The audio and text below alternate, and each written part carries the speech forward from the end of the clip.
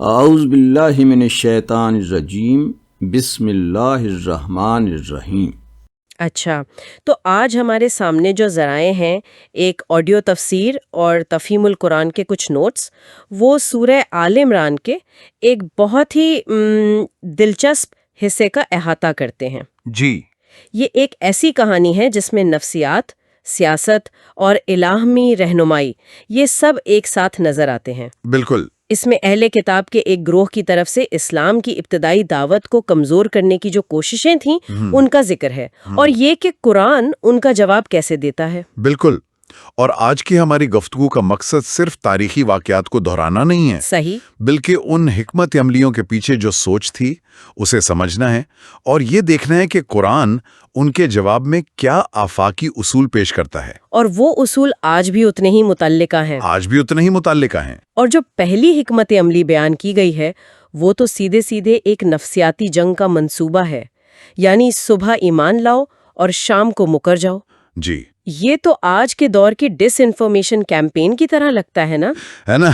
بالکل، مقصد صرف ایک تھا، مسلمانوں کے دلوں میں شک اور بے یقینی پیدا کرنا۔ تو آئیے اس معاملے کو تھوڑا کھولتے ہیں۔ یہ صبح ایمان لانے اور شام کو مرتد ہو جانے والی ترکیب، یہ صرف ایک خیال تھا یا اس پر واقعی عمل ہو رہا تھا، اور اس کا اثر کیا ہوتا تھا؟ دیکھیں، ذرائع کے مطابق یہ ایک منظم اور سوچی سمجھی چال تھی۔ اچھا، یہ مدینہ کے ارد گرد موجود کچھ یہودی رہنماؤں نے تیار کی تھی۔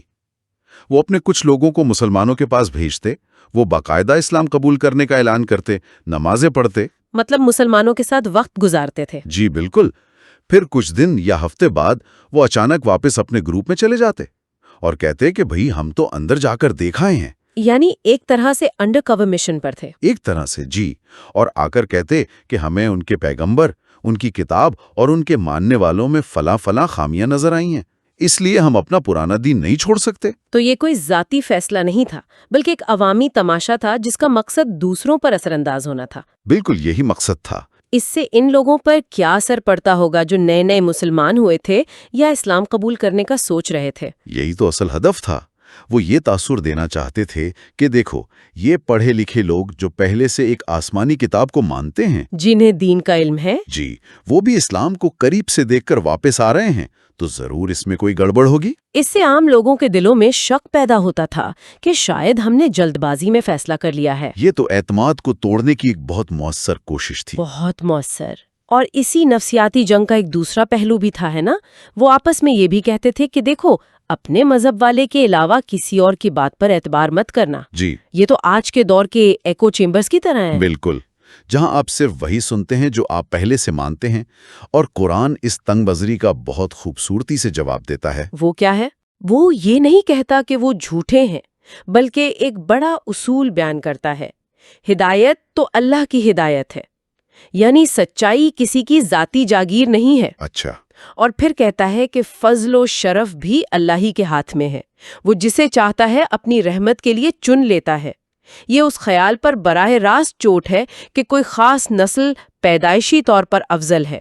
ذرائع میں اللہ کی صفات واسع اور علیم کا ذکر بھی اسی سلسلے میں کیا گیا ہے۔ لفظ واسع یہاں بہت اہم لگتا ہے۔ بہت اہم ہے۔ کیا اس کا مطلب صرف وسعت والا ہے یا اس میں کوئی گہرا مفہوم چھپا ہے؟ یہاں اس کا مفہوم بہت گہرا ہے۔ ماخذ یہ بتاتا ہے کہ قرآن میں یہ لفظ عموماً 3 خاص موقعوں پر استعمال ہوتا ہے، اور تینوں یہاں صادق آتے ہیں۔ اچھا، پہلا، انسانوں کی تنگ نظری کے مقابلے میں اللہ کی وسعت نظری کو بیان کرنے کے لیے۔ جب لوگ کہتے ہیں کہ فضل صرف ہمارا حق ہے، تو قرآن کہتا ہے کہ اللہ تمہاری طرح تنگ نظر نہیں ہے۔ صحیح۔ دوسرا، انسانوں کے بخل اور کنجوسی کے مقابلے میں اللہ کی فیاضی اور سخاوت کو ظاہر کرنے کے لیے وہ اپنی رحمت بانٹتے ہوئے تمہاری طرح تنگ دل نہیں ہیں۔ اور تیسرا، انسانوں کے محدود تصورات کے مقابلے میں اللہ کی لامحدودیت کو واضح کرنے کے لیے، یعنی تم اپنے چھوٹے چھوٹے پیمانوں سے اللہ کی حکمت اور اس کے فیصلوں کو ناپ نہیں سکتے۔ اچھا، وہ واسع بھی ہے اور علیم بھی، یعنی اس کی نظر بھی وسیع ہے اور وہ سب کچھ جانتا ہے کہ کون اس کے فضل کا مستحق ہے۔ یہ اس پوری ہم افضل ہیں والی سوچ کی جڑ کاٹ دیتا ہے۔ یہ بات بہت دلچسپ ہے کہ یہ ہم اور تم کی تفریق صرف عقائد تک محدود نہیں تھی.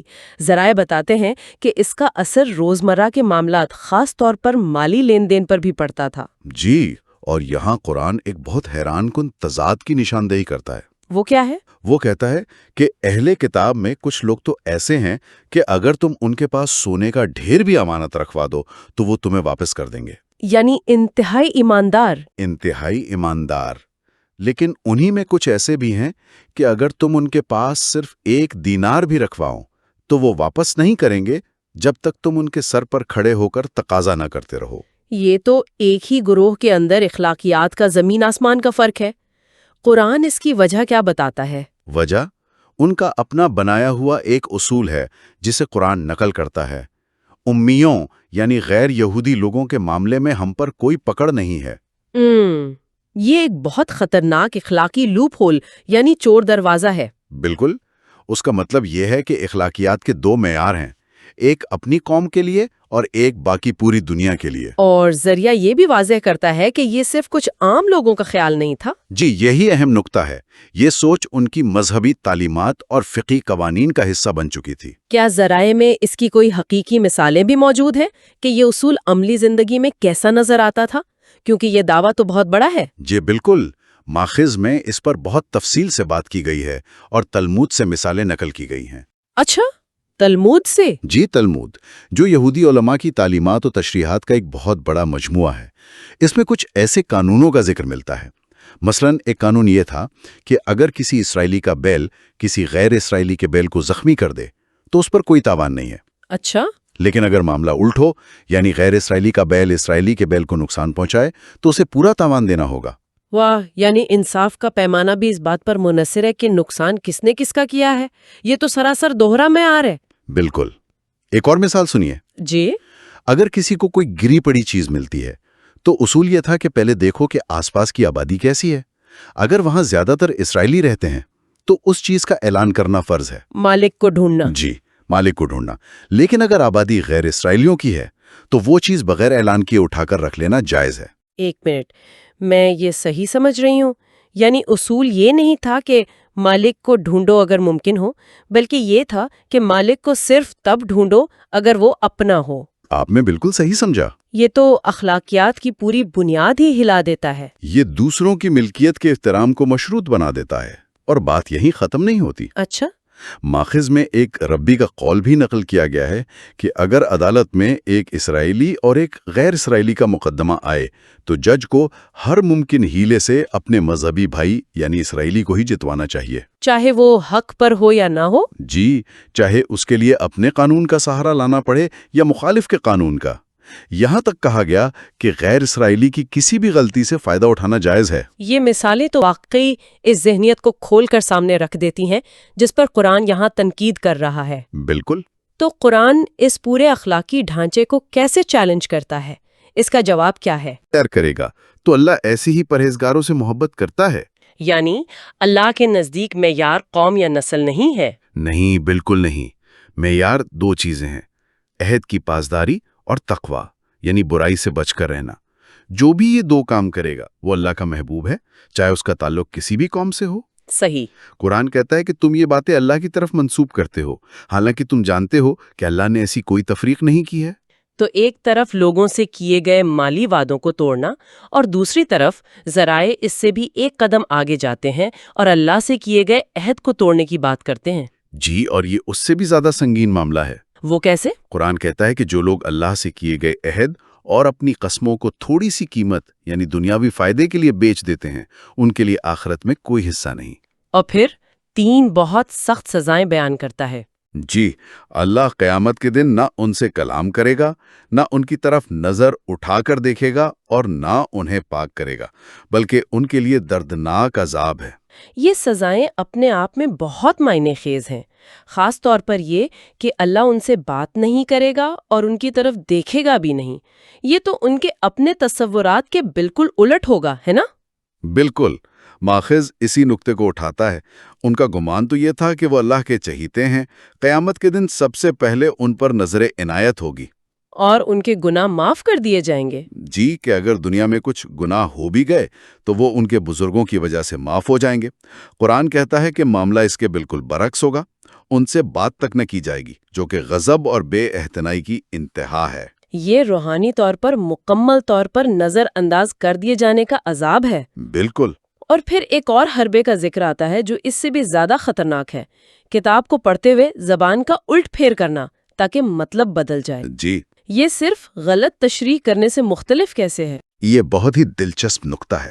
غلط تشریح تو یہ ہے کہ الفاظ وہی رہیں اور آپ معنی اپنی مرضی کا نکال لیں۔ صحیح۔ لیکن یہاں جس چیز کا ذکر ہے وہ اس سے زیادہ ہوشیاری کا کام ہے۔ اس کا مطلب ہے کہ کتاب کو پڑھتے ہوئے کسی لفظ یا فکرے کو جو آپ کے عقائد کے خلاف ہو، زبان کی گردش سے یا تلفظ کو تھوڑا سا بدل کر کچھ کا کچھ بنا دینا۔ اچھا۔ سننے والے کو یہ لگے کہ یہ بھی کتاب کا ہی حصہ ہے، حالانکہ آپ نے اس میں اپنی طرف سے تبدیلی کر دی ہے۔ مجھے یاد ہے کہ ماخذ میں اس کی ایک ایسی مثال دی گئی تھی جو اس بات کو بالکل واضح کر دیتی ہے۔ جی، ایک بہت زبردست مثال دی گئی ہے جو آج بھی کچھ حلقوں میں نظر آتی ہے۔